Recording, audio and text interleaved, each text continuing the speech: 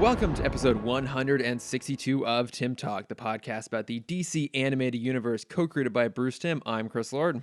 And I'm Cameron Dexter. And we are back this week. We are doing our finale of Static Shock. We'll get into that as well as our shortlist. Before that, we'll get into a little bit of news. And of course, starting with the incredibly tragic news that came out over the weekend of the passing of Chadwick Boseman at age 43 from colon cancer. I think it's fair to say that, like, this hit everyone really hard at a time when everyone was looking for kind of a moment of hope for this to come along. Was really, really devastating. Yeah, I mean, we briefly talked about this before the podcast. I believe this is kind of the first superhero we've lost in almost 30 years. I think the last real passing we had was Christopher Reeve. Yeah. And you just you can see why it was so painful for so many people, because he, I mean, was this iconic superhero on screen, but also this incredible person, in the world too, seeing so many stories about, all the visits he made to hospitals and all the charity work he did, and just so many really kind, touching stories. I mean, he was an absolute hero, and that makes it that much more heartbreaking. Mm-hmm. There was a great post. What's the next Marvel film? Oh, Simu. Yes, yes. Yeah, Shang-Chi. Shang-Chi, yeah, where he's starring in that. And he had this very well-written, heartfelt post about, like, Black Panther was the movie that really opened doors for the rest of the communities to come out and kind of have their Marvel moment. Yeah. And yeah, it's so incredibly tragic, especially, like, with everything going on now for us to lose such an inspirational figure. Yeah, and our friend CJ actually posted something on Twitter that I thought really encapsulated it well. And he just said that, I don't think y'all understand that as Black people, we get so few things that aren't weighted with sadness. Black Panther was a break from that. Chadwick's performance was hope and escapism at its finest. And now that lightness is gone, there will now be a tinge of sadness. And I thought that really encapsulated the extra layer of tragedy here, is that there are so few mainstream Black stories that aren't weighted with just sadness. And that was one that was just, like, unapologetically, full of pride and exceptionalism. And to now have this kind of cloud hanging over it just compounds the tragedy. Yeah.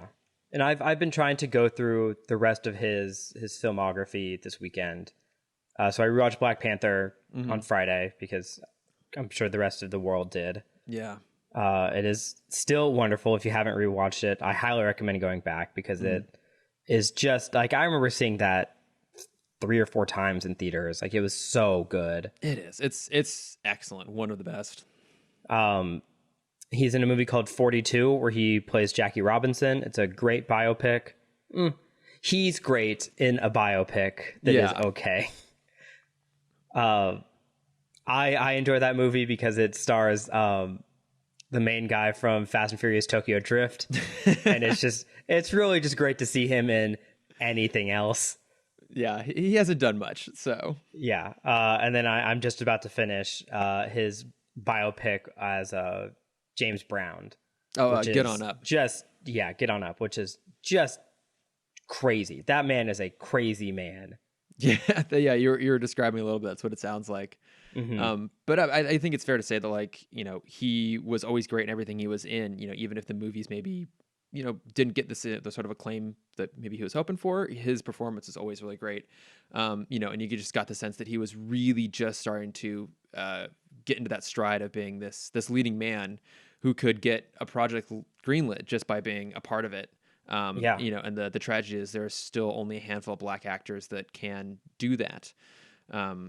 And he just I think it just took everyone by surprise. No one really knew that for 4 years he was battling colon cancer. I've seen so many posts talking about just what an exceptional filmography he gave us in that short period of time while doing all of that. I mean, to me, that goes all the way back to Civil War. So pretty much anything he's done since then for Marvel and outside of that in such a short period of time while dealing with that further speaks just what an incredible person he was. Absolutely. No, so I mean, it was a really heartbreaking thing to see. So rest in peace, Chadwick Boseman. But moving along from that, some slightly more happy bit of news that came through. Yeah, we're Uh, catching up on kind of 2 weeks worth of news because of last week was all DC. yes, just a nonstop barrage of DC news, and as you alluded to, there was a little bit of Marvel stuff to talk about, and this is something that we couldn't possibly pass up mentioning, which is that Olivia Wilde was confirmed to be developing a Marvel movie for Sony.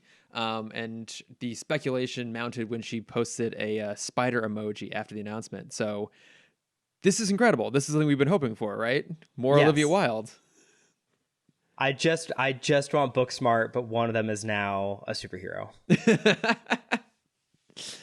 I mean, I am slightly of two minds about this because Hmm. I'm with you. I really wanted her to bring that sort of flavor and personality to the superhero genre. What she's going to get a chance to do. My one slight concern here is that it's for Sony. Sony. Who, like, to be fair, they gave us In the Spider-Verse, which Hmm. is I think it's pretty fair to say the best Spider-Man movie.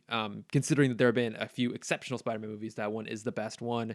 And they clearly let Lord and Miller really do their thing with it. So they seem to have faith in their creative sometimes, but then you get other stuff like, Venom is an absolute disaster, as have been pretty much all the other Spider-Man movies of late.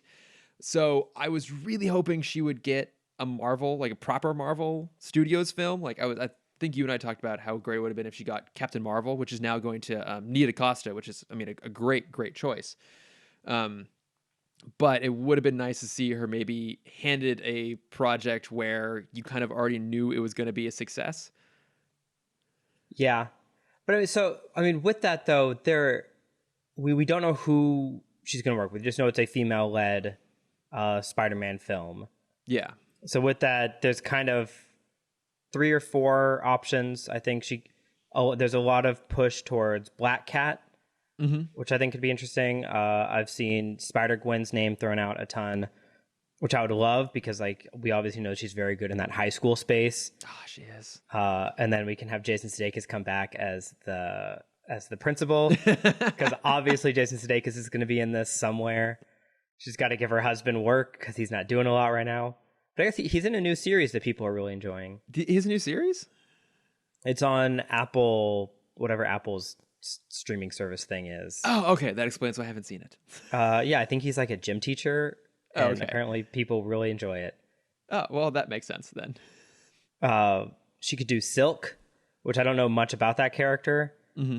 Uh, or White Tiger. Did you ever watch the Ultimate Spider-Man animated series? I didn't know, but I've heard good things.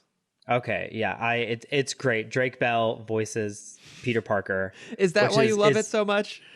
it's honestly very weird to like just listen to it and not actually watch it because he doesn't change his voice at all. It's just Drake. It's fantastic.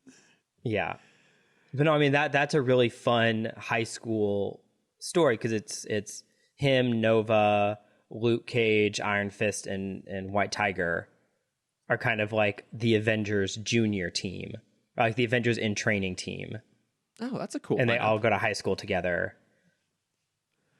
I mean, I can see that working. I mean, we're kind of assuming he's going to be something high school, but the other option too, I've been seeing a lot of people speculate, is Jessica Drew, aka Spider Woman, who like has a Yeah, really complex history. She's been like a spy, a hero. I think she helps run Shield at one point, if I recall.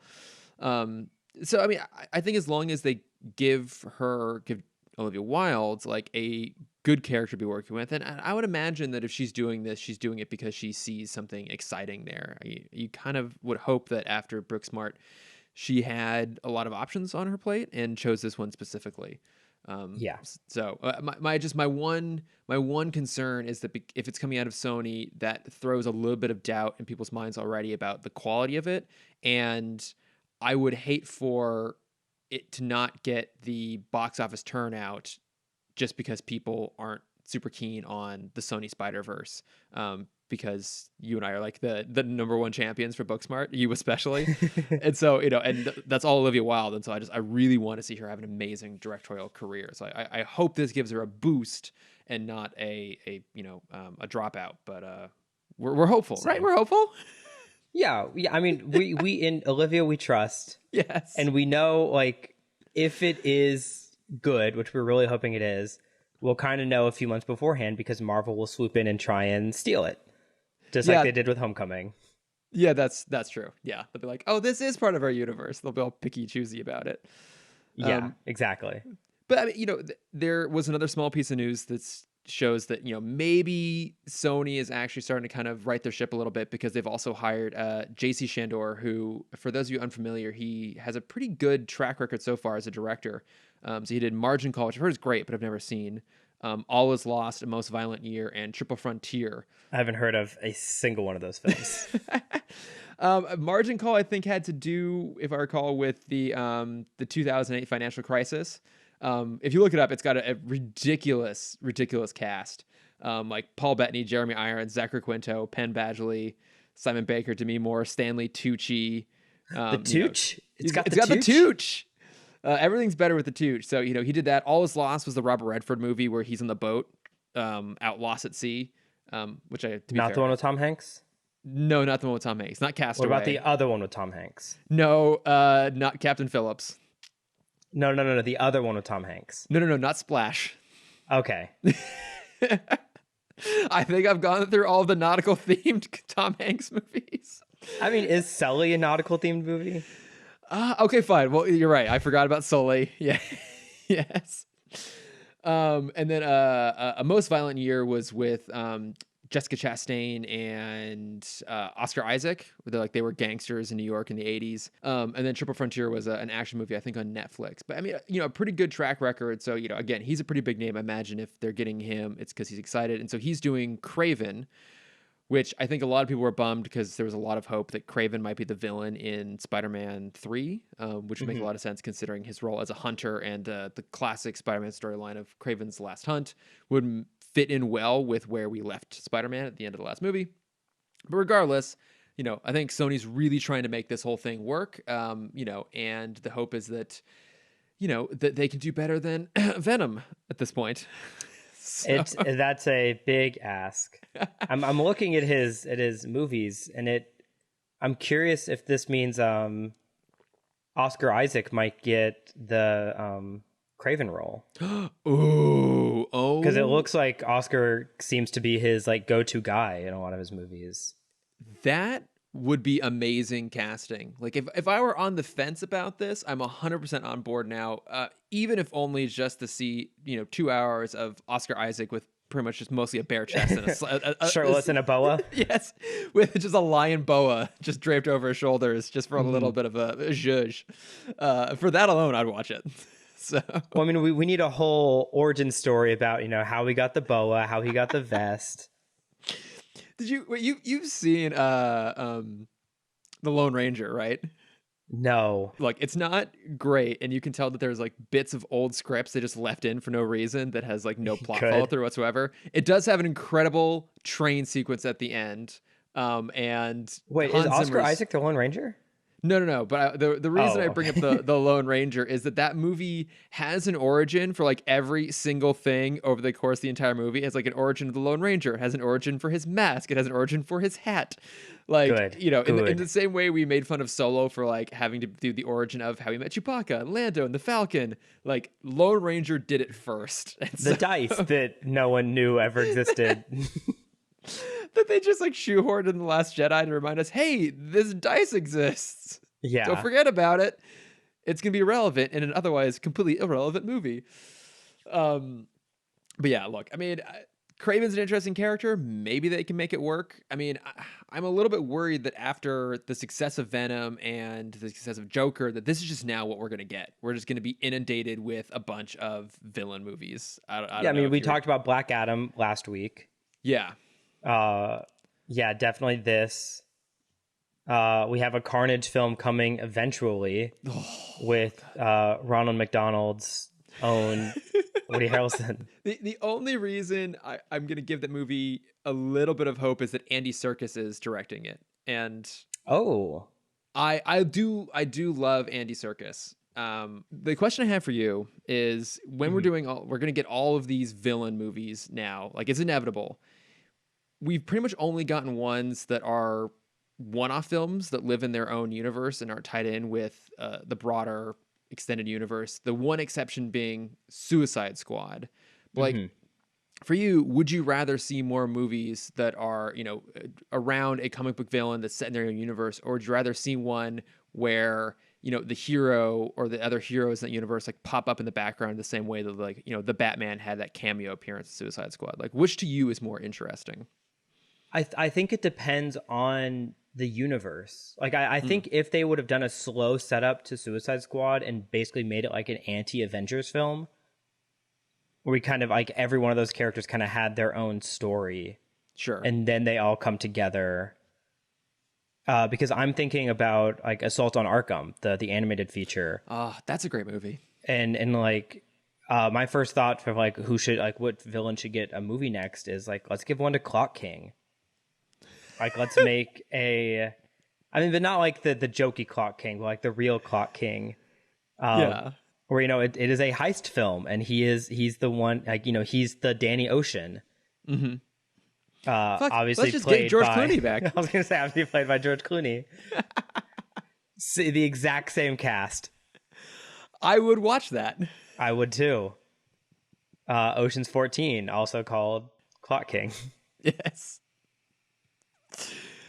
Yeah. No, I agree with you on that. That I think if it's done smart, being able to like drop in little hints in there is like kind of fun and interesting. I think it's one of the parts of Suicide Squad that actually worked was that Batman sequence.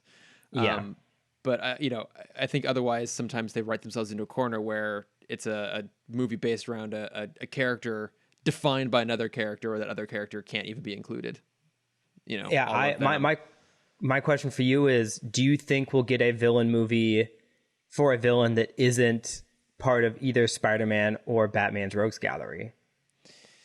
Oh, Not counting like Black Adam because that was already in production. yeah. Oh, kind of like are we gonna get a like a Metallo movie, for That example? I thought about Metallo, and I'm like, I don't want a Metallo movie at all. I could Look, give a rat's ass about Metallo. yeah, I don't want a Metallo movie either. I would love to see Metallo in a Superman movie. I think Yeah, he's actually a really interesting villain that would help resolve the problem of Superman always being way more powerful than the villains he's put up against. Someone he could actually go toe to toe with. I was thinking Parasite for that.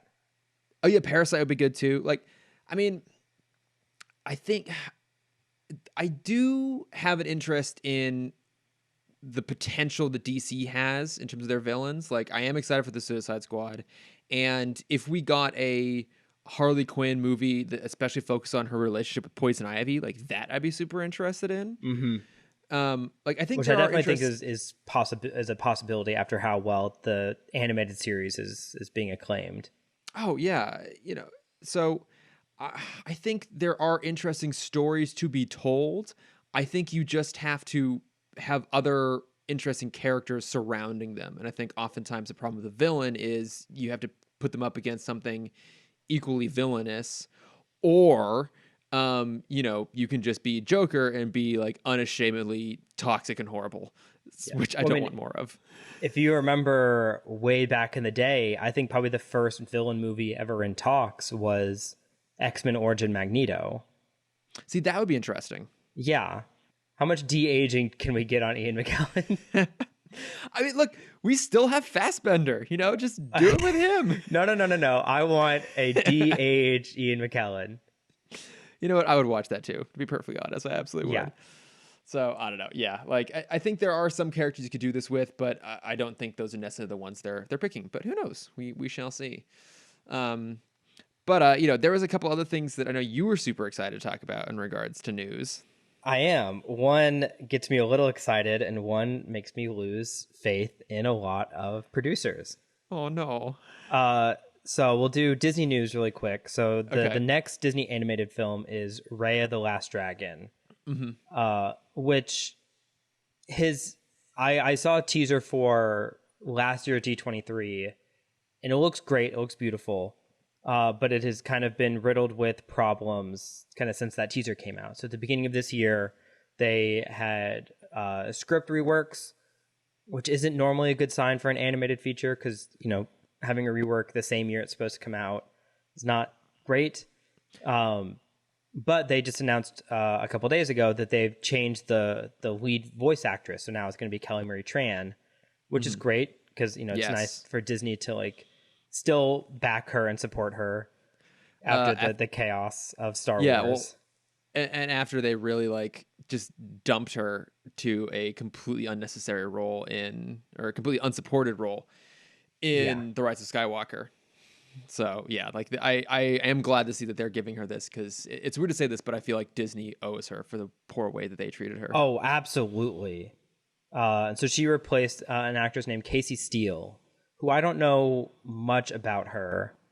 At first, I thought this was because I know there's been a lot of stuff going on right now with the BLM movement about kind of writing out white actors and actresses that are playing people of color. Mm-hmm. And so at first I thought it might have just been that, but then I looked up and Casey Steele is half Filipino. So it is, like there's actually, a little more substance behind that. And it's Disney like actually choosing Kelly Marie Tran, Yeah. which did make me a little more excited about it. But then we also got some director changes. So I don't remember who was originally directing the film, but now it is co-directed by Don Hall, who directed Big Hero 6, which is super awesome. And then this new director named Carlos Lopez Estrada, who's really only directed one thing, a movie called Blind Spotting in 2018. But Disney picked him up about a year or two ago and just kind of had him on payroll for something. And yeah, this is going to kind of be his animated directorial debut. So I think working alongside Don Hall is going to be really awesome and really eye-opening, because he did such a great job with Big Hero 6. Oh yeah, I love Big Hero 6. I feel like it's kind of the underappreciated gem amongst the Disney animated like stable. Like people just don't talk about it as much. Talk about like a Tangled or a Frozen. But I think it's excellent. Yeah, I mean it's part of the new age, and it is really because it was bombarded by Wreck-It Ralph on one side and Frozen on the other. And it did get an animated series, which is kind of the joke about the movie, was like it was just a setup for an animated series. I mean, not entirely wrong, but it stands alone as its own movie, though. Right. And I think animation is sometimes lucky because you're able to do this a lot of pairing directors together. So someone who has a history of success in animation partnered up with a relatively new director who hasn't done a lot of animation yet or any at all, like that's a great opportunity to bring in someone with a new perspective to help advance their career and give them new training and push them forward, while at the same time giving them the comfort of having someone who has played in this space before. I mean, I know there's like a lot of DGA restrictions around having multiple directors on projects for live action stuff. I don't know what the rules apply in regards to animation, but this is something that Disney and Pixar do all the time, of usually like partnering an established director with someone new. And hopefully that's a sign of good things. I mean, to your point, it's always not great when you're changing out big things on an animated movie because the lead time is so long, so much longer than it is on live action. But I mean, you had a couple examples of times that it's worked in the past, right? Yeah. So, if anyone knows the story of Toy Story, it was a very different film until kind of the last couple months when they redid everything. And it was the same thing with Emperor's New Groove. They were almost 3.5 years into production when Eisner came down. It's like, hey, this is a bad film. Do it again. We're not changing the deadline. Which is also why there's a whole documentary that never got made, that you can still see. No, it did get made. It never got released, but it's been leaked online since then. How it was supposed to be a Sting musical in the same way that Tarzan is a Phil Collins musical. Oh, right. And Sting, they just cut all of his songs. Oh, that's got a sting. I hate you. Yeah, it worked for those two. I don't know as much about this one, but apparently Zootopia had the same problem, where up until kind of the last couple months, it was a Nick story, and Judy was just kind of a background character. And like, no, she's the interesting one. And obviously, it worked out very well for those three. Yeah. And so, we do see it work out every now and then, especially for Disney. Disney does seem to know what they're doing. So, yeah, I mean, I'm still excited for this film. I think it's a great premise. And I think, they already have a lot of great people behind it. So hopefully this doesn't change too much. Yeah, hopefully this gets added to the list of success stories in terms of last minute changes Yeah. and not disasters. So, I mean, Aquafina is playing a dragon. oh, It's what? that's as good as it's gonna get. Why didn't you lead with that? Well, because that didn't change. That's how it's always been. Yes, but you know how stupid I am. That's true. I don't go to D23. I don't know these things. You should. You should. I highly recommend it for everybody. Maybe someday. And then the last piece of news I want to talk about, just because I've gotten a couple of messages about this week, and each one of them infuriates me more than the next. It has been announced that CW is creating a live action remake of the Powerpuff Girls. And I don't get it. So my main question on this would be, how is that supposed to work? Right. These are kindergartners. Let's not forget. Yeah. I mean, I did talk to someone about this last night, and they put it in a different mindset for me. That it's just the IP that's making people confused and angry. Because like, if CW said that we're going to make a show about 3 teenage sisters who all have superpowers and also have to deal with living the life of being normal kids, like, okay, sure, yeah, I'm on board with that. I think CW can do something with that. But it's the second you name them Blossom, Bubbles, and Buttercup, they're like, no, don't touch my girls. So yeah, because I mean, they're supposed to be kindergartners. They are kindergartners. So one assumes that to make this show work, they're going to have to be probably teenagers at the youngest. They can all be played by actors who are over 18, so you don't have to worry about trying to like wrangle minors on set, which can be a very complicated process. Yep. And if they're going to be teenagers, they're going to be sexy teens, obviously. There's no other way. There are no other kinds of teenagers, but sexy teenagers. On TV. On TV, we stay with our liability team. Yes. Yeah, that's the only thing CW knows how to do.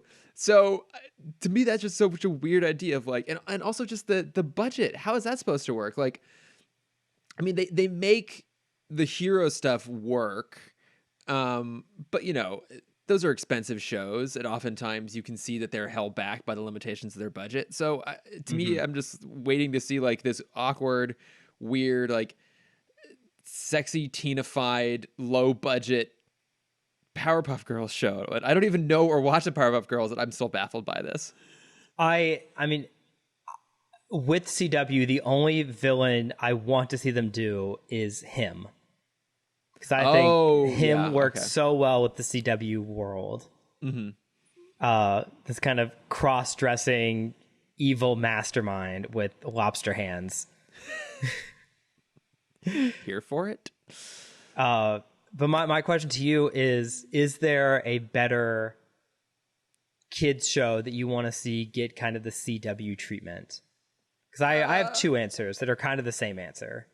Is there a kids show that I want to? I don't have any good answers, to be honest. Okay, that's fine. My joke answer is Captain Planet.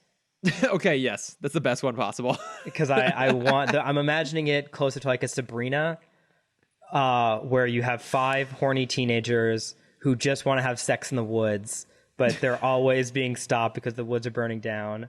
And so they start a satanic ritual to summon Captain Planet, this Cthulhu-like demon from the other side, to save their planet, just so they can have sex in the woods.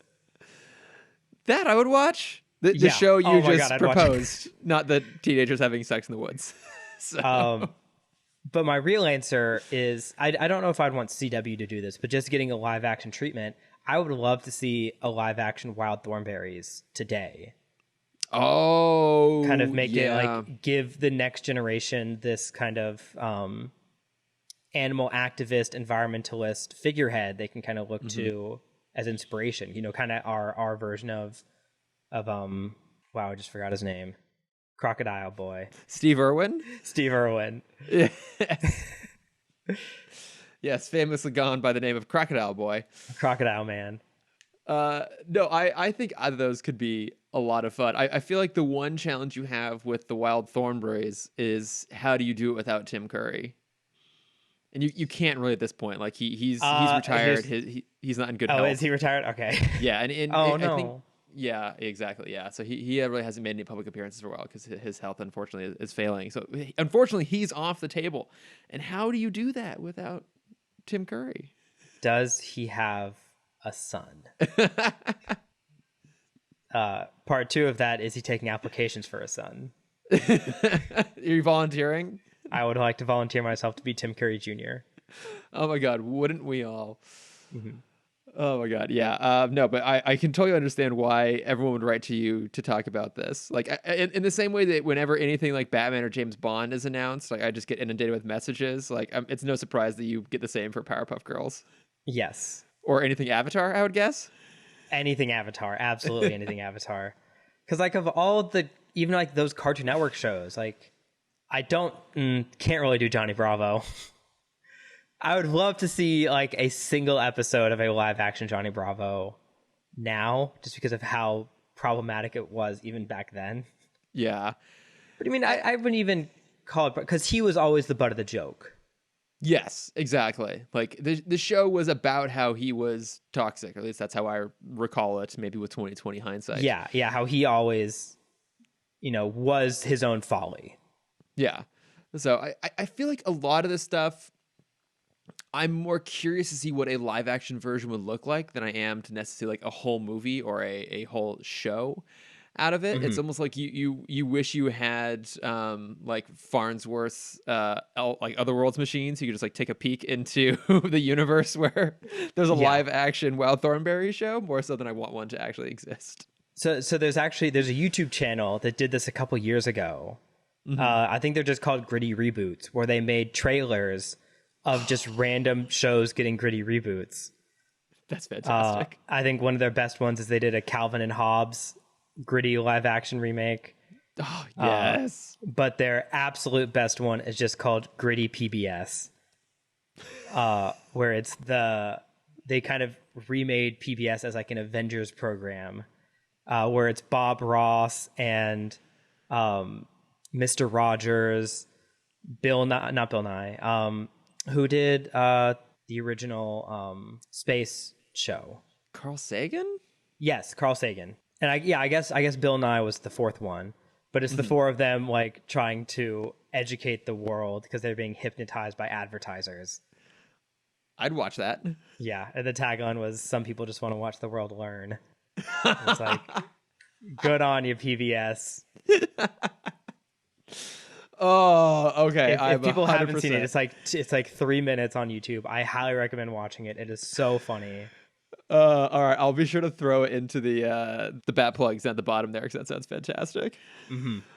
All right. Any other new stuff, or should we move on to some Static Shock here? I think we can move on to some Static. The last episode.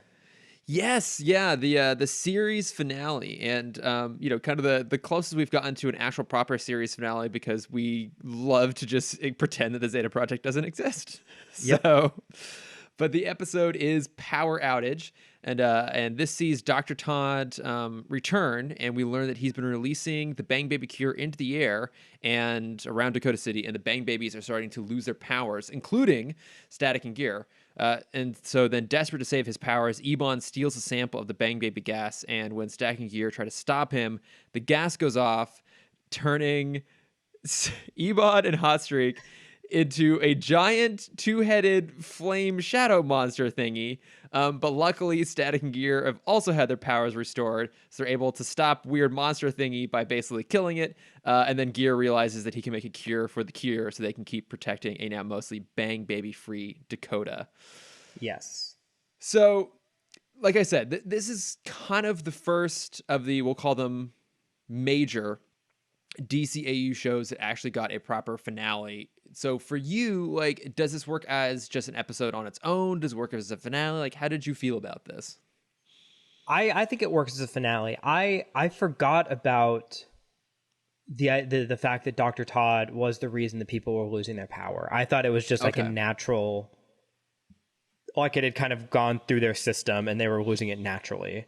Oh, interesting. I think having the Dr. Todd thing adds a bit of complication to it, because obviously I have a two-part idea to come out of this, which we'll talk about in a second. Surprising no one. But no, I mean, like seeing Talon revert and seeing Kangor and Ferret makes this like a pretty kind of finite thing of like, oh, they are gone. Like we are losing our rogues gallery. Yeah, I mean the way they kind of set everything up is that essentially everyone across the city is losing their powers. And to your point, we see it happen to a number of them. It even happens to Ebon. It's the one time we see Ebon in his like normal form. Yep. And you know his character motivation the whole show seems to just be that he wants to run a crew. Like I feel like that's his most recurring thing, right? It's like even the episode when they go back in time and meet Static's mom, he's just going to unleash the Bang Baby gas so he can run a Bang Baby crew. Like, I don't know. Was there ever anything deeper to his motivation at any point that I missed? He has a brother. Oh, that's right. He has a brother that, you know, that plot thread never goes anywhere either. But yeah, it's like everyone across the city is losing their powers. You know, and so he gets a hold of the gas to try and save it. And so, yeah, the gas goes off in a very concentrated space. And so luckily, I guess maybe because Static and Gear are able to like get hit with it and then immediately disperse the gas is why they're not over infected. But then, like I mentioned, Ebon and Hotstreak become this giant two-headed like flame monster thingy. But at this point, as a result, it's they kind of just said that those two might still exist somewhere out in the city, but otherwise, like all of the villains are gone. Yeah, I mean, we saw them blow up the ship. We don't know if Shiv or Talon got off the ship. It's a very good point. They do make like they make a half note of like we don't know how far this gas got. It could have like, you know, there were other Bang Babies near the boat. Yeah, and they could have been hit as well. You know, because I like that there's a sense of finality to this, but you know, my thought then is, what happens to Static and Gear from this point on? Like, you know, we can assume that from here on out, they're not going to be running into new Bang Babies on a regular basis. Most of the Rogues Gallery, if not all of it's essentially gone. So, like, what does their crime fighting career look like, such that they eventually become, you know, like huge stable members of the Justice League? Well, I mean, Batman, he has worked with Batman, he has worked with Superman. They both know his potential. Mm-hmm. And so maybe they have like electric themed villains they need to call on him for. You know, he does like a weekend trip to Gotham. Just pops in. Yeah. We never see him in Justice League. Like he gets a couple of guest appearances in a Justice League Unlimited episode set in the Batman Beyond future. But you know, we don't really know what the next, say, 5+ years of his life look like. Like, maybe it's really possible that he and Richie end up living kind of normal-ish lives from here on out, and then start to pick up the crime fighting thing more seriously when they become adults. We don't know. Because there is some stuff in this episode, like they do touch on the consequences of being Bang Babies and for Static and Gear being heroes specifically. So like, Sharon's getting in Virgil's face because he never takes out the trash because, as she says, he's always going poof and disappearing. You know, Daisy and Frida are upset that Virgil and Richie are always flanking on them. You know, and we even get a little bit of Talon saying that she just misses her family and wants to go back. And I feel like they touch on this stuff. I kind of wanted more out of that idea of what could their normal lives look like, so that the cure impact has, or the potential for a cure has a greater impact to them. And we talked about this a little bit last time, but I'm curious, like you're two-parter. I was gonna say, are you asking for a two-parter? I think in this case, a two-parter might be warranted. Thank God I have classic Cameron two-parter Dexter here to pitch one for me. Let me roll up each of my two sleeves so I can get into this. Like, what would you do with this? How would you maybe make this a bit more fleshed out? No, I agree. And we did bring it up last week, how especially after Pops knowing, we want to kind of live in this new space where kind of the dynamics have changed. So I want to play that up a little bit more. Like we get a little joke in this one that Pops knows, and he's like, like Pops keeping my secret, and in return, I'm saving him millions on electronic repairs. I love that. I love that that's the only follow-up the show ever has, that Pops know his identity, and he just uses it to fix his razor, which, to be honest, that just kind of fits Pops, doesn't it? It's like I was he's gonna made say up his that's the mind. most dad way to handle it. Oh, still the best dad in the DCAU. Yes. So I think you can kind of start the episode in a similar way where, kind of everyone's upset with them. They fight Kangor and they get the first tease of like something's going on. Mm-hmm. Something's wrong with this. But instead of Dr. Todd announcing it on a random show, they're at the hospital with him and they kind of pull him aside, and Dr. Todd is talking to Static and he goes, "Hey, I'm sorry I didn't tell you this before, but we've already released the gas. We've already released the cure. It's out there. Will you be our spokesperson for this? Like, will you come on these platforms with me to kind of be the voice for Bang Babies of like, hey, I am giving up my power, so you should too," kind of situation. And so Static can go on the platform, and then kind of with Pops, the thing we've been wanting for a while now is to be like, hey, if you're having problems kind of dealing with this situation, you can either go to the hospital and talk to Dr. Todd, or you can go to the community center. You can go talk to Robert Hawkins and he can help you through this transformation. So then you have this panning shot, and this is just our cameo shot, where it's every villain we've had up to this point, kind of sitting in this room, kind of waiting to either talk to Sharon or to Pops. Rubber Band Man is there to kind of help Sharon deal with all this stuff.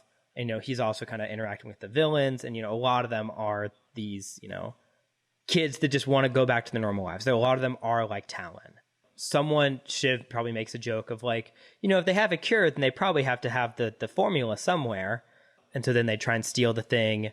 I think Static should lose this fight, and that's why they get away, because now his powers are gone. Oh, okay. Yeah, that would be good. So I think end of part 1 should be Talon is now back to normal and abandoned by Ebon. Static is powerless. Gear is powerless. And now you have the threat of a new Big Bang coming out. Ooh, okay. Yeah, I like that a lot. So then part 2 is just Spider-Man 2. But like life is normal again. He goes to school. He has a little more confidence. He's hanging out with Frida and Daisy and Richie. I don't think Richie should be handling it as well. And then I think you go back and you see Talon at the community center. He's like, oh yeah, he's going to remake the Big Bang. And then it can kind of just play out from there. Maybe not have a giant 2-headed flaming monster. Yeah, I think we can cut out the giant 2-headed flaming monster thing. But I definitely like the idea you're going for there, because I think this just needed a little bit more room to play. I think we need to get a little bit more sense of like what the potential fallout of this be, see how different characters react. I like in this episode that Richie is really upset about this, because for him, like maybe even more so than Static, like his power defines him. Like he's a genius now. Like it is something that literally affects every single aspect of every part of his life. Like in a way that's not quite the same for Static, and he's really struggling to cope with having to go back to being, just normally above average intelligence as he was before. And I like that idea of like seeing him be like the side that like is in a panic. And I think you're right. You should bring back Rubber Band Man, because he's the one person who's kind of found a way to make his whole life work simultaneously. Like he doesn't have a secure identity. He has a relationship. He has a successful career, a successful crime fighting career. And I think if you have him be the guy who goes, no, like I'm okay giving this up. Like, I'm fine letting go of being Rubber Band Man because it's not who I am. Like who I am is defined by so many other things. And this gives me a chance to have a normal career, a normal life with Sharon. And if you have those two voices kind of on either side of Virgil, it puts him in this really interesting space of like, oh, what is the best thing here? There is no good answer to whether we should cure the Bang Babies or not. And I mean, even with the gear stuff, like I wouldn't want it to be another turn, because we already had this episode where Gear Richie gave up his self for power. We had that in season 2. Where Oh yeah. like you maybe even have that moment where Ebon reaches out to him.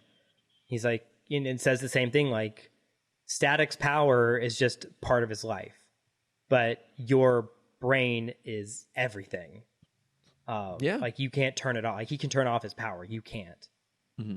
And so like Ebon could even tempt Gear to come and help them get the Bang Baby gas worked up again. Yeah. No, I like that Uh, idea, and making Ebon sort of like a deal with the devil sort of character yeah, right at and the then end. And bring in the police chief as well, bring in Pop's girlfriend, and yes, like yeah, as Static loses his power, like she'll be like, "Thank you for all your service, but like trust me now. Like I've trusted you for the past year. hmm Now put your faith in me, and I will get this done for us." yeah. And And then she becomes the two-headed monster. oh, there we go. Perfect. We can't forget the two-headed monster. Like, I guess that's maybe the issue I had with this is that if this were just a normal episode, I think it'd be fine. To me, just as a finale, I wanted more sense of closure. I wanted more sense of Yeah, like more finality to it. more finality. Also, just greater stakes. I mean, yeah, the stakes are high. Like, is whether they keep their powers or not. But I didn't feel like the episode made us care about those stakes in any sort of meaningful way. Um, and I think it did what, for me, a lot of the season has been doing, which is teasing the potential of a really interesting, deeper idea, and ultimately just having that kind of like flip past in a second in favor of like a big, bombastic, oftentimes kind of dumb fight. Like, I think, to be honest, the fight at the end between Static and Gear and Ebon slash Hot Streak is one of the worst parts of Static. Like that Yeah. character design is horrifically ugly. Also, they kill it. Like Static Yeah, they blow it grabs, up. yeah, Static grabs a tank full of fuel and throws it at the center of it. And so it just blows up. And okay, yeah, we get like a tease of like, Ebon swirl over the water next to the ship they've been hanging out on. And like, I think we see like a little bit of flame go off in the distance, suggesting like, oh, maybe somehow they've been now separated or still alive. But he just straight up fucking murders them. Yeah. Maybe now we know where Terry gets it from. He did some training sessions with Static in the years to come and learned like, oh, I can just kill my villains. It's so much Like, simpler. look, once they go past the look of human, then it's okay to murder. Yes, they're no longer human. It's fine. But no, I definitely think you're on the right track, going from like a Spider-Man 2 sort of vibe. Plus, then we can absolutely include a Nickelback song in there to really just take the thing Oh home. my god, of course. Yeah. Everyone's favorite part of Spider-Man 2. I just wanted like Pops to be more into it, more in it. And it's the same thing we've been touting for weeks of like make the community center a character. Yeah. Shaq's been there. It's a place. Yeah, it's just I don't know, there were so many things this show could have done, and it felt like it just didn't quite go there with it. Like it's been good, and it's been a lot of fun going back and rewatching it, but I feel like now my overall attitude towards Static was, um, you know, by the end of it, it just felt more like a lot of missed potential, and it's still great. Don't get me wrong. It did a lot of things really, really well, and gave us some of the best episodes of all of the DCAU. But it feels like the things it didn't give us almost way heavier in my mind now than the things it did. Mm-hmm.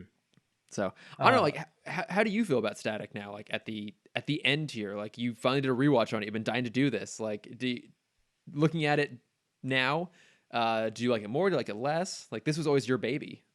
It is. I don't think I like it any more or less. I think rewatching it post Young Justice, it is a different show, and it is a show that I thought had more in it than it does. Mm-hmm. Um, I mean, to start with, you thought it had way more Shaq. exactly. I mean, there's bonus episode we're gonna get to next week. The two other Shaq episodes. They were only on the VHS. I definitely don't dislike the show. I don't think I could ever. But I think that's also kind of the fun of these shows is like we've written episodes we didn't think existed, or we've written them to be better in our heads.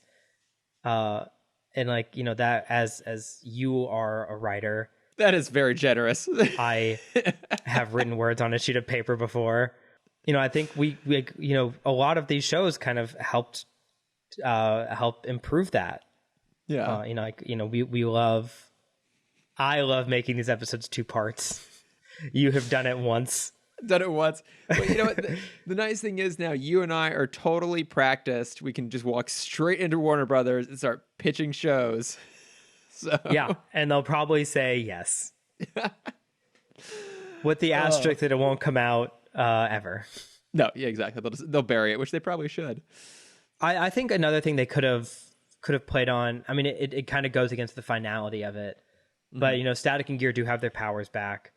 Dr. Todd says that they only sprayed the gas around Dakota, so their last line could be like, oh, like some of the guys left Dakota. What the football player is not in Dakota anymore. Oh yeah, not Chain Link. That was the villain, whatever his name was. Yeah. Now their thing could be like, I guess we got to go round up everyone that escaped, and like that's your final button. Yeah, because there really is nothing else. Because even Alva, who was at one point kind of teased to be the overarching primary villain, like they're cool now. Yeah, he's totally cool. Yeah, they've resolved their shit, even though he's probably still super evil. But he and Static are cool, so there won't be any more issues. And the reality is, like, after what happened with his son, you kind of get the feeling like he probably wouldn't experiment with Bang Baby gas anymore. Right. Yeah. So I think it could have had a button with Sharon. I think would have been a great way to end it, because I think like the last 30 seconds just needed something else besides just the logo popping up. Yeah, a little bit more. Yeah, like maybe she goes downstairs and the trash is gone and he made breakfast. But it's also just as bad as her breakfast. I think that could have been a funny kind of button. That would have been good. That would have been really he's like, good. yeah, like he runs out and he's like, yeah, I used your recipe. Like, thanks so much, Sharon. And she tries to bite and she goes, this is my recipe. That would have been a really fun way to end it. To give a little bit more of a Sharon moment too, and just to show like how Virgil has evolved, like as a person, as a teenager, and like maybe get a little more sense of maturity from him in the end, from where he started at the beginning. But I also think you and I are just like trying to find like series long and season long character arcs now, because that's just the sort of TV that we're used to, and that's often how TV works at its best. And we have to remind ourselves like this was before any of that ever happened. So yeah, I mean, even Justice League and JLU, I think we're gonna find similar things, and those two are kind of peak DC. Oh God, I know. I am so excited that we're about to head there, because I've actively avoided rewatching anything. Same. Yeah, just 4 years been waiting for this. Oh, but we'll get to it. But yeah, overall, a pretty decent finale to Static. But with the end of season 4, we're now ready to do our final shortlist. One which I think has the possibility to be highly contentious. We're gonna find out. I have given up a lot of my favorite episodes because of the rules we've set. You know what? I always look forward to finishing up a season for this alone, because it is the most role reversal we ever have. I have so much inner turmoil doing these. I know, yeah. This is gonna be an interesting season, actually, because I didn't necessarily love it overall, but there's a lot of critical stuff. So, all right, episode 1, Future Shock. I said of yes. Course. Oh yeah, we have to have that episode. Okay, good. I was worried you're going to say no, because it was maybe technically not canonically critical, but it also is the only appearance of Daddy Static, and I refuse to let that go. So, yeah, and I mean, it's most of the crossover episodes I include. Okay. It's like we don't. Okay. I mean, technically, we don't need the Batman episodes because they're not canonically sound. Hey, Wayne is funding the Cure program, but we never hear from that again. I'm just trying to make sure you feel supported, because I know it is your mission to make sure we get this thing as tight as possible. So. Yes, and this is a good episode, so we have to include it. All right, cool. So we're keeping Future Shock. Episode 2, Shabak. Yes. I said yes as well. Okay. It wasn't I a great ending to her, but it is her last episode. It is, and I looked back, and we removed her second episode, the Parent Trap, um, but we did include Shebang, her first episode. So I think canonically, it's worth including this one because it does give a little bit of closure to that, even if it was I think, a premature closure. Did we include the other Madeline episode, Attack of the Living Brain Puppets? Let me go back and I think I look. would have said yes because I knew she came back. No, that was season 2. We did not. We did not include that one Oh, on. interesting. Okay. Yeah. So, I mean, I guess you could still have this episode without having to have seen the previous one. There's enough of a recap, I'd say. Yeah. Yeah, I think we can get away with it. But yeah, so we'll include Shabak. All right. Episode 3, Out of Africa. Yes. Yes, I said that as well. We cannot exclude any episodes with Osabo And Anansi. and Anansi. Thank you. That's what I meant. Yeah. Asavo was the villain. We cannot exclude any episodes with Anansi. No, had to keep Yes. that one. All right, number 4, Fallen Hero. Yes. Oh yeah, I said yes as well. That episode was beautiful. Yeah. That might have been my favorite episode of the season. It's a great episode, and I mean, obviously, Green Lantern. So of course you're gonna love it. Yep. But also, I think it's worth including because it's an interesting angle to see Static feel betrayed by one of his heroes. Like, I think there's an Right. actual interesting story happening there. It's a pretty good one. So okay, this is so far not as contentious as I thought. All right. Yeah. Episode 5, Army of Darkness. Nah. Yeah, I said no. We don't. That is the episode that includes the introduction of the Nightbreed. Once again, it's just another episode of Ebon trying to form a crew. And to me, it just breaks more of the universe than it adds to it. So get it right out of there. Yeah. Because that was another group that I was curious about with the Cure because they're never on the surface. Are they spraying the subways? Oh, that's a good point, actually, because I don't know. Because I don't think everyone is aware that the Nightbreed exists. So it would have been up to Exactly. Static to make sure that happens. So, that's very true, actually. It's totally possible that they have come through this uncured. Yeah.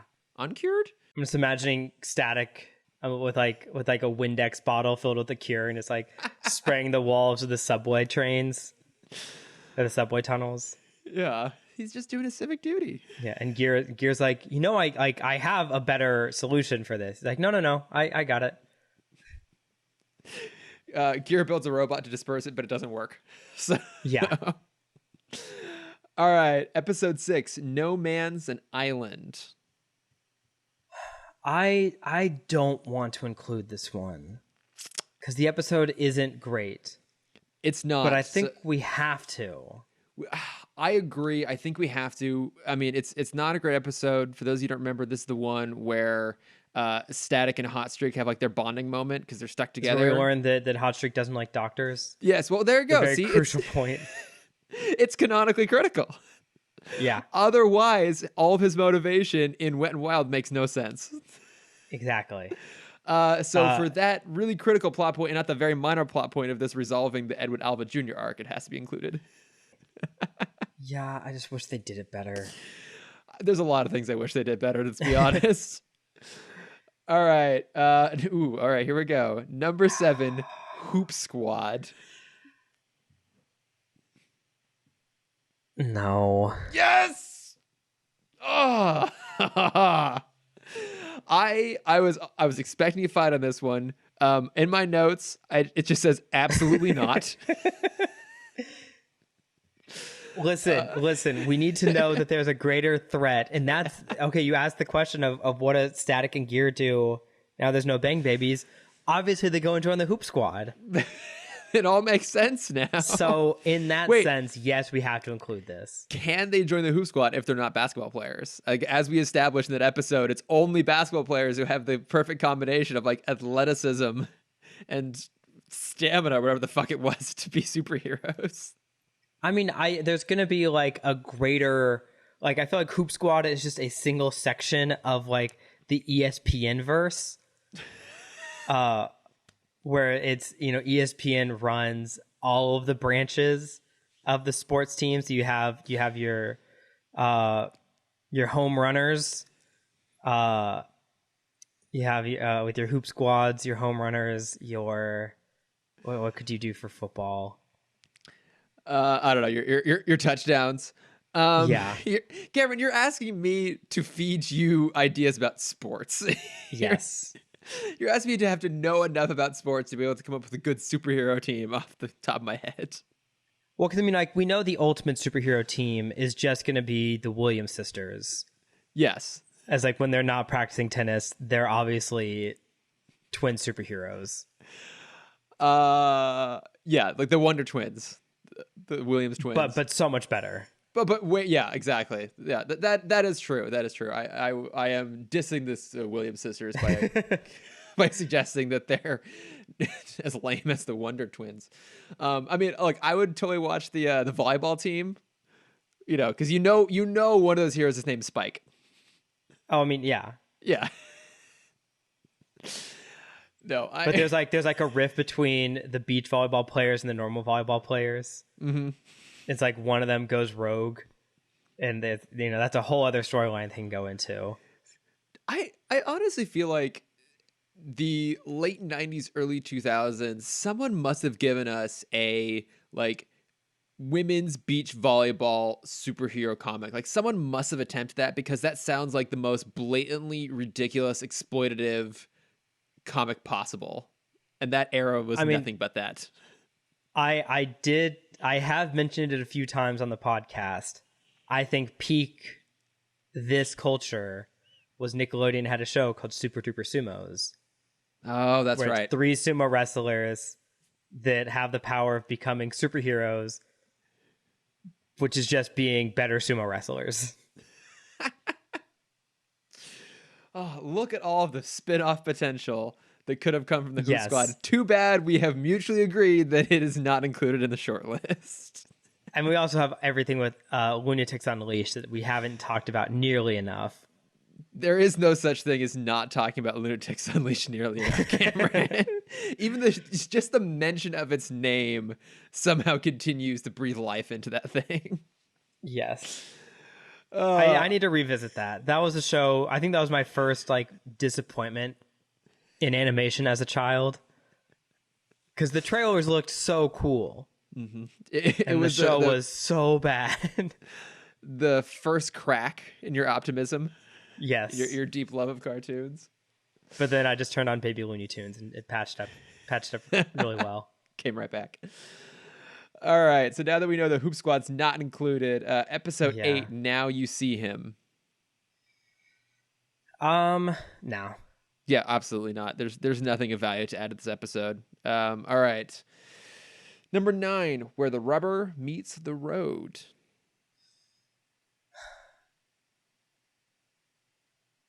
I want to say no, because Okay. I don't want this to be the last Rubber Band Man episode. I think the last one was a better Rubber Band Man finale than this was. Remind me, which one was that one again? I don't know, but I just know it was better.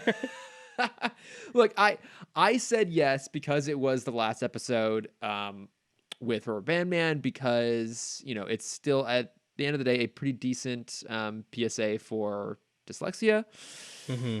But I can also understand the want to not include it, because it has the 2 worst villains in all of Static making their return appearance. Of course, I'm referring to Specs and Trapper.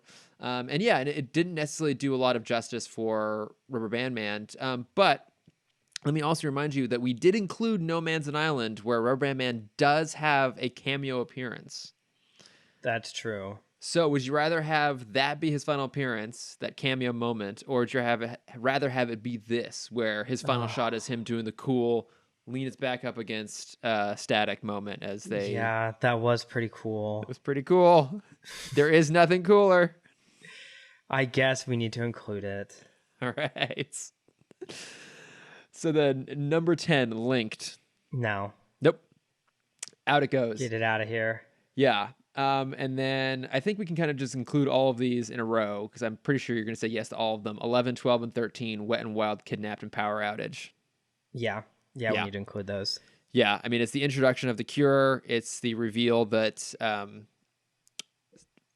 Pops knows who Static is, then it's finale. So we have to include all of those. So, I'm gonna be honest. I'm a little disappointed. I was expecting like a full on battle to happen here. I was expecting this to be like Scooby Doo bait level of contention. Well, I mean, if you want to fight, I can give you a fight. What do you want to No, I fight don't need about? that. Really don't need that. Actually, Dude, do you want me to argue why Hoop Squad does belong in this canonically? No, we've already officially said no. So, all right. So that leaves us with our short list for Static Shock season 4, the final season. It is Future Shock, Shabak, Out of Africa, Fallen Hero, No Man's an Island, Where the Rubber Meets the Road, Wet and Wild, Kidnapped, and Power Outage. That leaves us 1, 2, 3, 4, 5, 6, 7, 8, 9. 9 out of 13. Pretty good, actually, all things considered. Yeah, I mean, we kept a good amount. Yeah. Like I said, coming to the end of this, there are things that I wish I had seen out of this show that it didn't give us, but overall, this is still a really fun, fantastic show. And for outside of Zeta being the most kid focused, I'd say quality wise overall holds up with some of the best of the DCAU. Absolutely. All right. Well, now that we're done with that, we're going to do a slight rearrange of the order here. We're actually going to move on to bat plugs next. And then we're going to get to Cameron's question corner and finally some notes from friends. So, Cameron, what do you have to plug for us this week? I've been watching a couple things this week, but I started watching a new series that honestly has just blown me away. No, okay. I started watching this show called Infinity Train. I've never even heard of this. Yeah, it is. I think it was on Cartoon Network and is now shifted onto HBO Max. Okay. And it's very much in that same style, like your Gravity Falls, your Adventure Times, your Star vs. Evil, the very Cal Art style. But this show is so charming. I just watched season 1. It's 10-minute episodes. Oh, wow. So okay. very digestible. Yeah. And it's basically a girl runs away from home and ends up on this train, kind of Snowpiercer-esque, where every train car is kind of its own dimension. What? Yeah. And it's so genuine. And I would probably say it's probably the best representation of like preteen teen angst. Okay. And I mean, it's with the Cal Art style. The girl is like this quirky girl who's trying to be a programmer and also likes to eat onions like an apple. Very specific. But then, yeah, I mean that is exactly her character trait. But then like once she gets into this fantastical world, it's just like, oh wow, this is very well written. And all of these characters are so fascinating. So it's 3 seasons. Okay. I just started season 2. It looks like it follows a completely different character. So like season 1 is like a perfect boxed up season. It's 100 minutes. It was one of those things where the last episode ended and I'm just sitting at the screen just going, wow. Like it was so well done. Oh, wow. Oh my God! Does she have a corgi sidekick? She does. He's the king of the corgis. Okay, now I have to watch it. I don't want to spoil it, but there is a corgi car. There's a universe of just corgis. Okay, we got to wrap this up now. I got to watch this immediately. Yes. No, you said it's on HBO Max? Yeah. I remember seeing this at Comic-Con, I guess a couple of years ago. It never got a lot of publicity. But a guy I went to camp with in high school, whose opinion I somewhat recognize, pretty trustworthy. He came out and posted on Facebook that this is his now favorite animated series of all time. Oh, wow. And I'm like, I guess I have to check it out now. And I get it. I get the hype. Yeah, it's got a little like Snowpiercer influence in there. It's got a little bit of like your Hitchhiker's Guide influence in there. And it's got a corgi. So what else do you need? All I need is corgis all the time. What about you, Chris? What have you been watching, reading, listening? So I did promise that this week I would talk about Grant Morrison's Batman run because I did finish Oh, it. that's right. Yes, and I will. I'm trying to think of the best way to put out my complete list. I think I'll just put a link to the comics in the show notes, and I might put out as a tweet than the actual breakdown because it is a little bit complicated. There is a way to read it just if based off the collected trades, but it's some slight tweaks that actually works in its favor. But I have to say, overall, I found it mostly just underwhelming and confusing. Great. Good. Um, there is so much potential in the stuff that Grant Morrison sets up.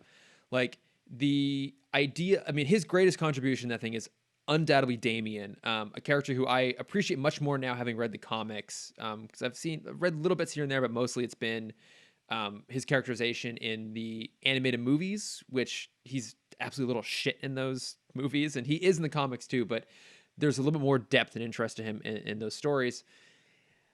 There's a lot of potentials they set up there, but I feel like even where Grant Morrison leaves that character feels a little bit just underwhelming. I mean, that's the best word to describe it. Even like the part where Damien's teamed up with Dick, which was the main reason that I wanted to read this. That whole idea sounded really interesting. This whole inversion of the characters as we know them, where Batman's the more like fun, goofy one, and Robin is like this deathly serious character. Like even that was interesting. But I feel like the problem with Morrison is he has these great ideas, but he has too many and he focuses on the wrong things. It's I like, get that. yeah, it's like, at the same time as that we're trying, you could tell a story about, um, Dick and Damien teaming up and like how do they deal with Gotham as this pair.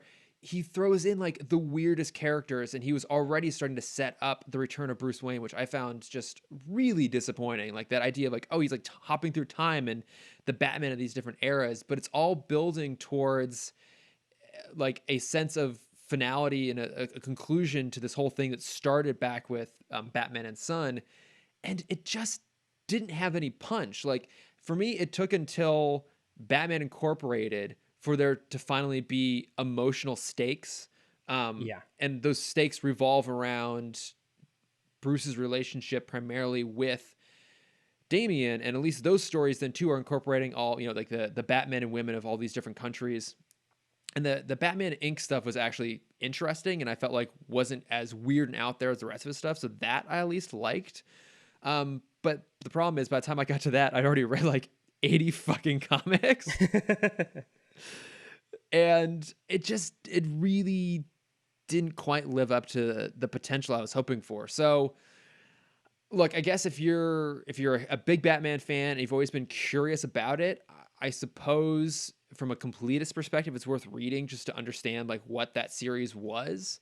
And I did burn through it pretty quickly. Like I was more or less engaged as I went along. I just didn't feel like it actually really built anything that I was super engaged with or excited by.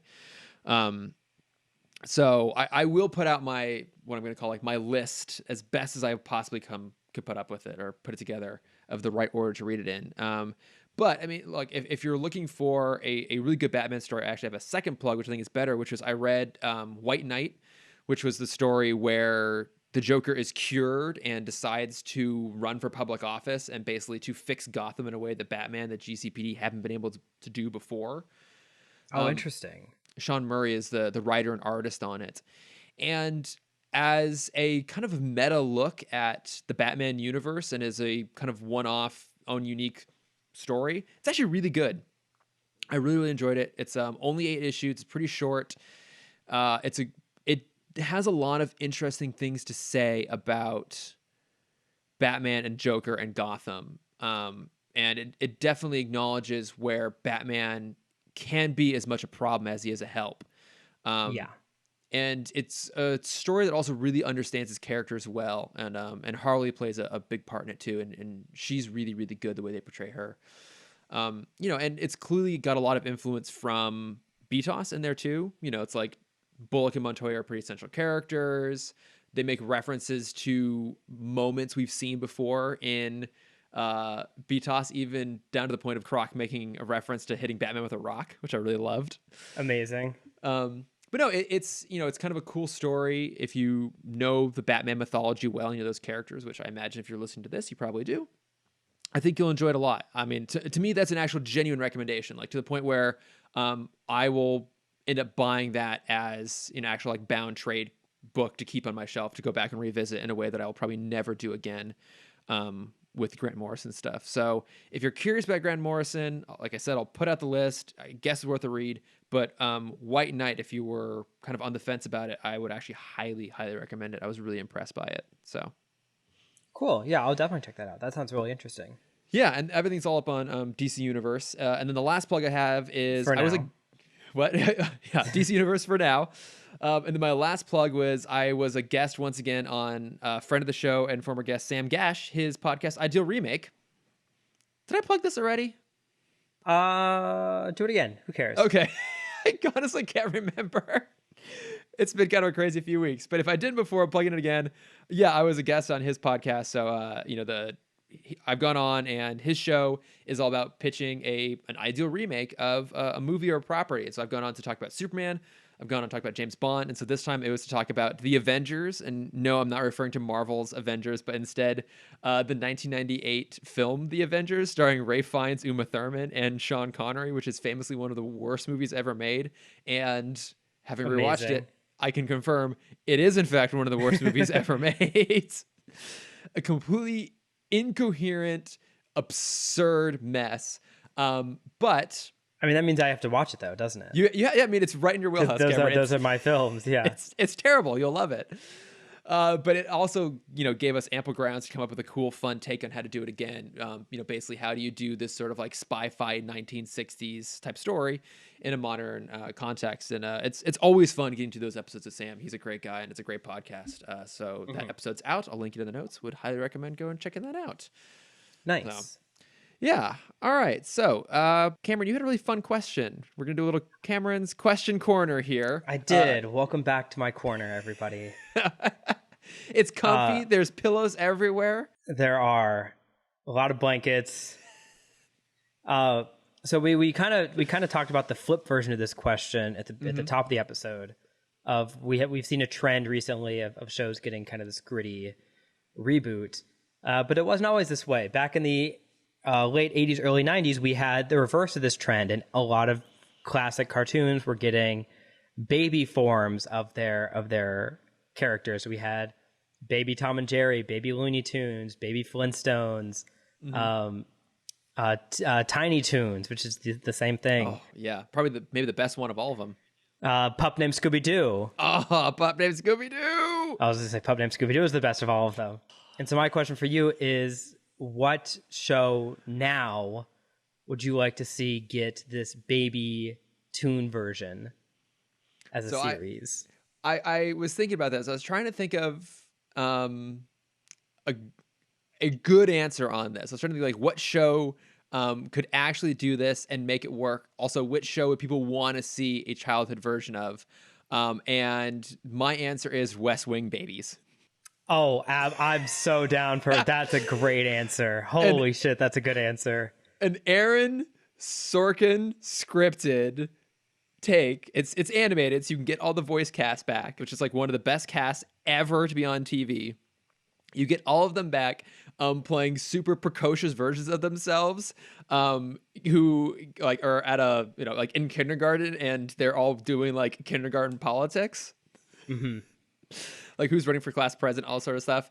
And the main reason I want to do West Wing Babies is because that show famously had the walk and talk. Every exposition was done as they were talking through a corridor. Well, this show would have the crawl and ball, where they're crawling around and they're just complaining about all the dumb shit that's happening.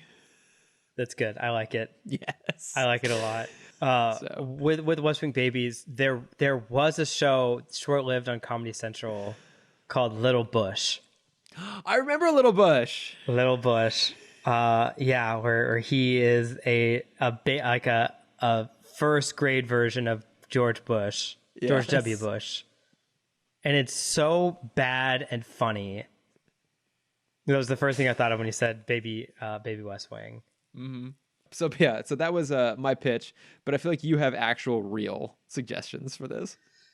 I have one. I've been trying to think about it because like one of my favorite episodes of Jackie Chan Adventures is they have a kid episode where they all turn into kids, and it's very cute and very funny. And Jade stays the same age, so now she has to babysit all the baby versions of her family. Oh, I remember that. Yeah.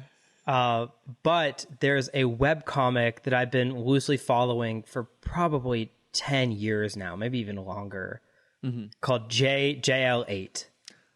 Yes, I've seen bits and pieces of this. Yes, and it is the cutest and funniest. It is the Justice League in kindergarten.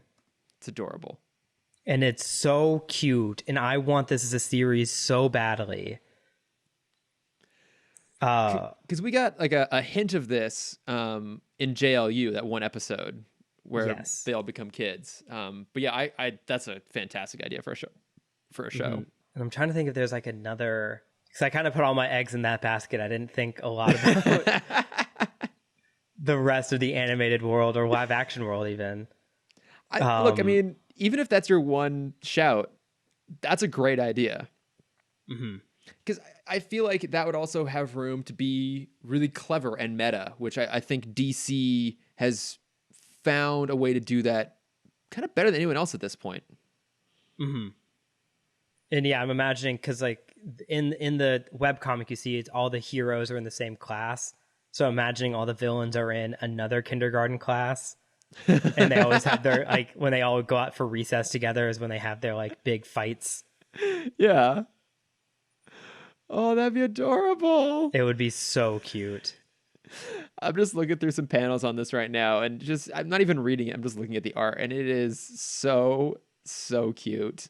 Yeah, because I mean, I think like Batman and Superman are like best friends in this, but Batman doesn't like to have friends. Yeah, there's one panel that used to be like my Facebook photo because I loved it so much, and it was Batman walking down the hall, like throwing his hands up, and Superman being like, "What are you doing?" He's like, "I'm playing Spider-Man."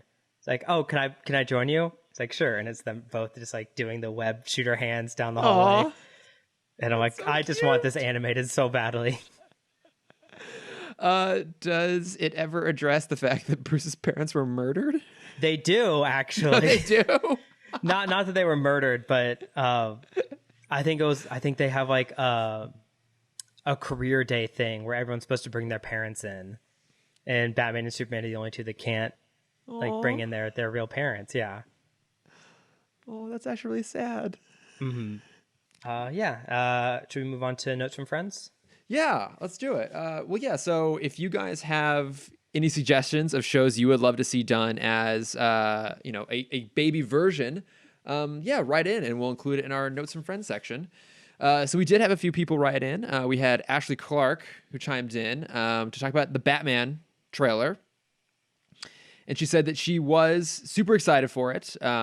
It's Detective Batman, which you haven't really seen yet. And also Matt Reeves has mentioned that he was really inspired by a great comic by Darwin Cook called Batman Ego, which I have and I've read. Okay. And it's a great story. Ashley's a big fan of that. So she was also excited to see that was an inspiration point. But she actually had a good point, and I wanted to kind of raise it to you as a question. So she said, it's probably too much to wish for, but why can't we get a vision of Batman as hope? Like 2020 has driven home more than ever that apathy is one of the biggest hurdles we face, and Bruce does not have an apathetic bone in his body, and whether people want to recognize it or not, that has to at least partially come from a place of love for others. And no Batman movie has addressed that. She said the Timmverse skirted it, including that little bit in epilogue, but otherwise we haven't seen that played out. And so that's kind of a question I now turn to you, Cameron, is do you think there's room for a more hopeful, optimistic Batman, or are we just going to get, further escalations of dark and gritty? I think in this version specifically, it's going to lean more into the dark and gritty. Oh, clearly. Unfortunately. Yeah, I mean, this is probably the darkest, grittiest, even though every time they make a new version, they say it's the darkest and grittiest. Yeah. And like there's even a thread going around that I shared with you about like, hey, Batman is exactly everything that we don't want in society right now. You have a guy going above the law, to kind of beat answers out of people because he's not really a detective in these movies. And hopefully this one changes it a little bit. Yeah. Um, But yeah, there is definitely a way to look at Batman as basically just a justification for police brutality and extreme behavior. It's like, oh, that is not ideal. yeah, so like that obviously does not work very well in today's climate. Um, but I mean, there's absolutely a way to do it. Show him having sympathy for his rogues gallery. Yeah. I don't know if you can do it all in one film, but I think it can't be like your first Batman film. I think it has to be a sequel where, you know, you get the Dent where he has to, you know, really sympathize with Dent. You like have a ventriloquist movie. Like I think that would be so fascinating. A Mad Hatter even where like his villains, you know, a lot of his villains are just psychotic people who just need someone to help them. Yeah, and that was something that I liked the DCAU touched on is we got moments of him trying to help rehabilitate his villains. We haven't really seen that in a movie, and again in a movie you have to establish like big stakes. And you can't do it with Joker. I mean, you can't really do it with Riddler either. No, They're kind no. of past the point of redemption. No, you can't. And you're right. Like I think that can be if that would work as an element of a more fleshed out Batman universe. Like, you know, I think to me still the greatest disappointment about the failure of the Justice League DCAU was a universe where all these characters just got to exist and we just got to be in that space, you know, where you know a Batman exists that has a history that is established. In that sort of universe, you can have the philanthropic element of Bruce Wayne played up a lot more, right? You can see him actively going out there and trying to help people, and you can see that, you know, he's also trying to do that as Batman a little bit, but it's harder and he's more challenged by it. And you can put him in a really interesting, morally challenging space. But, you know, like there are hopeful versions of Batman, The Brave and the Bold, you know, a show that I was always very skeptical of and now have finished and absolutely love is a hopeful, positive, optimistic version of Batman. And that version of Batman has every right to exist along with the darker, gritty versions.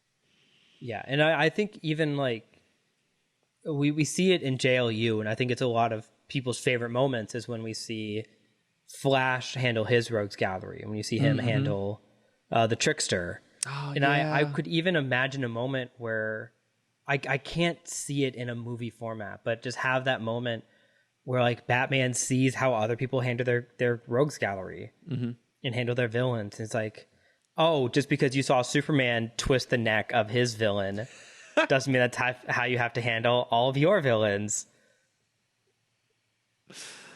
Oh, God. It just goes to show how fundamentally broken that universe was. But Yeah, the character whose literal symbol is hope. yes. Oh, the symbol on my planet, it just means fuck it. Yeah, it just means kill everything. Look, the Batman looks interesting. Certainly, I'm intrigued. But you know, there is room for something a little bit more upbeat, and maybe that's something we could use right now. Yeah.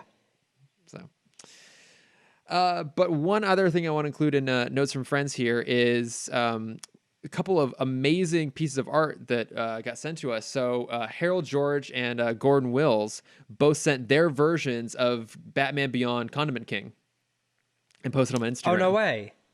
Yeah. Oh my gosh. If you go to our Instagram page and you look under tagged photos, you'll find them there. And I'll try and find a way to put them more prominently, like up on a story or something like that, because they're really, really cool. And I'm so excited that they took on that challenge and sent them over. I love it. Oh, I love it so much. These are so good. They're really, really good. Oh man, that pompadour, man. That's a good pompadour. It's an amazing pompadour, and the design is filled with like these amazing little details. Yeah, great job, you guys. I love this. Yeah, no, they're absolutely fantastic. So, like I said, I'll find a way to get them more prominently displayed up on Instagram and Twitter. But no, they're super amazing. So, guys, thank you so much for doing that and for showcasing that. It's absolutely fantastic. And also go follow both of them. So yeah, it's the Art of Gordon Wills and Harrow Artist on Instagram and Twitter. They're both up there. So go check them out.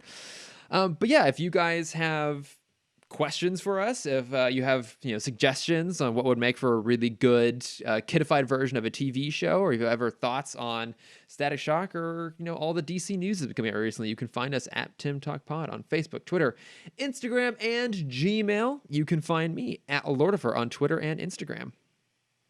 Yes, and if you want to see my art, you can find that at Cameron.Dexter. And if you want to see my face, you can find that at CamDexter_adventures. And this is our final time signing off for Static Shock. We're back next week with the premiere of Justice League Secret Origins, the 3-parter. Cameron's going to see if he can find a way to stretch it out to a full-on 4. Yeah, just like the Snyder cut. 4 parts, hour long each.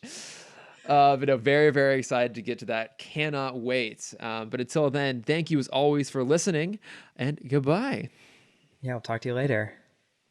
A superhero Static Shock. Woot woot. A superhero Static Shock. Woot woot.